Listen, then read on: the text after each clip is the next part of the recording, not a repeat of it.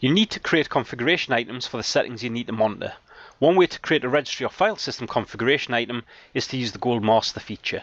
We can use the Gold Master feature to create a configuration item by browsing to the registry or file system of a computer that has the desired configuration settings. We can browse the local system or the remote system, and in this demonstration we'll see how to create a configuration item by browsing the registry. We've come into our Asset and Compliance workspace, we've then come to our Compliance Settings node, and then into our Configuration Items node. We're going to right click at this point and we're going to create a configuration item. This will bring us into Wizard. We need to give this a name, so what we're going to do is we're going to call this Validate Remote Desktop is Enabled. We're going to add this to the category of Client under our Administrative categories and select OK. Then once we've done that, we'll select our Next button. Just on the supported platforms page, we're going to select Next again. We're happy with all of the settings here. Then what we're going to do on the settings page is we're going to select New. That then brings us into a wizard. What we're then going to do is we're going to select Browse.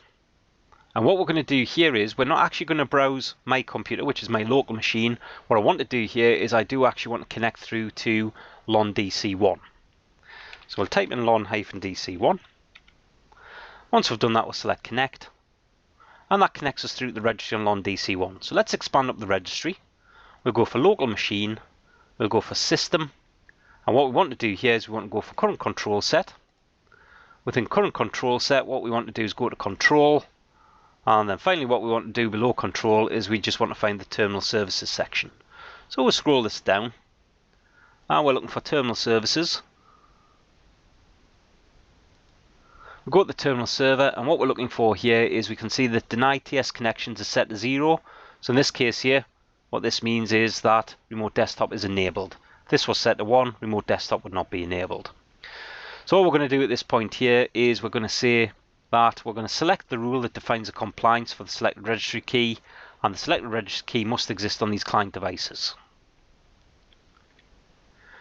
So what we'll do is we'll highlight the registry key. And all we're going to say is this registry value must satisfy the following rule if present, so it must equal 0. I'm not going to modify that because we do actually have remote desktop enabled here.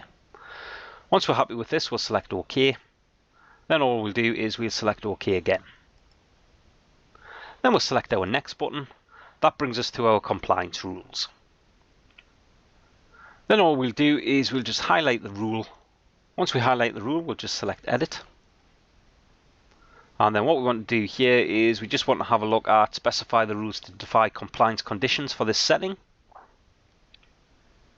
We're fairly happy with all of the defaults, but what we're going to do down here, non-compliance severity for reports, if we click on the little drop down here, what we want to do is we'll make this critical. We'll then select OK. We'll then select Next. Just on the summary page, we'll select Next. We'll allow this to progress. It's now all complete, so we'll select Close.